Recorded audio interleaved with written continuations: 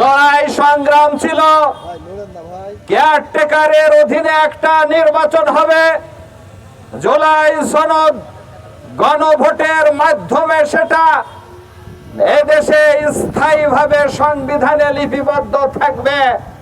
কিন্তু আজকে লঙ্কায় যে সেটা মানতে চাচ্ছে না। সম্মানিত ভাইরা, আমরা চেয়েছিলাম একটা স্বাধীন বিচার ব্যবস্থা, কোন দল মত নয়। অপরাধীদেরকে শাস্তির আওতায় আনতে হবে, স্বাধীন নির্বাচন বিভাগ, স্বাধীন বিচার বিভাগ প্রতিষ্ঠিত করতে হবে। কিন্তু আজকে সেটা বাস্তবায়নের কোন লক্ষণ আমরা দেখতে পাচ্ছি না। সম্মানিত ভাইরা, আমরা চেয়েছিলাম এদেশটাকে দল মত নির্বিশেষে, জাতি ধর্ম বর্ণ নির্বিশেষে আমরা দেশটা গড়ার জন্য ঐক্যবদ্ধভাবে কাজ করব। যার কারণে পার্লামেন্টের সরকারি দল যারাই হবে, বিরোধী দল ডেপুটি স্পিকার হবে। কিন্তু আজকে আমাদের ডেপুটি স্পিকারের জন্য প্রস্তাব দেওয়া হচ্ছে, অথচ 70% মানুষ গণভোটের পক্ষে যে হাতে ভোট দিলেন তাদের কথা মেনে নিচ্ছে না। সম্মানিত ভাইরা, আমরা ভাবছিলাম তারা গড়িমিশি করছে।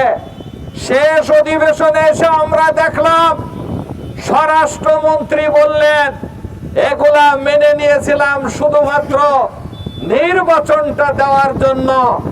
এর দ্বারা বোঝা যায় এ জাতির সাথে তারা প্রতারণা করছে।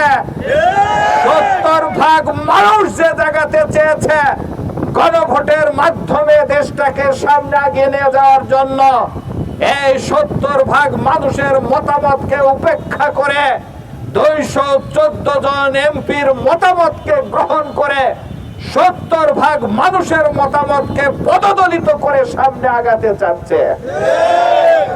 কিন্তু এক দলীয় ভাবে আগানোর এই চিন্তা অতীতে আমরা দেখেছি, এইটা কখনো সুখকর হয়নি।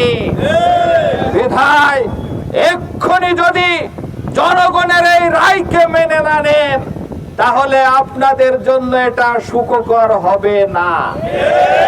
আজকে আমরা গণমিছিলের পক্ষ থেকে আপনাদের প্রতি উদাত্ত আহ্বান রাখতে চাচ্ছি, এদেশের জনগণের ভোটের মাধ্যমে নির্বাচিত হয় এমপি, সেই এমপিরা এতে যে সংসদে যে প্রতিনিধিত্ব করে থাকে, আর জনগণ সরাসরি ভোট দিয়ে কিছু নীতিকে পরিবর্তন করে স্থায়ী কিছু নীতি প্রতিষ্ঠার জন্য ভোট দিল, তাদেরকে অগ্রাহ্য করার কোনো সুযোগ নাই।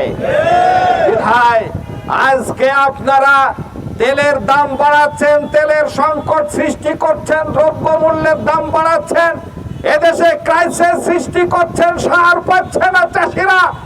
এই মুহূর্তে গণবিস্ফোরণের প্রতীক্ষায় না থেকে জনগণের মতামতকে মেনে নিয়ে আগামী দিনে একটা সুন্দর বাংলাদেশ গড়ার পরিবেশ সৃষ্টি করে দেবেন।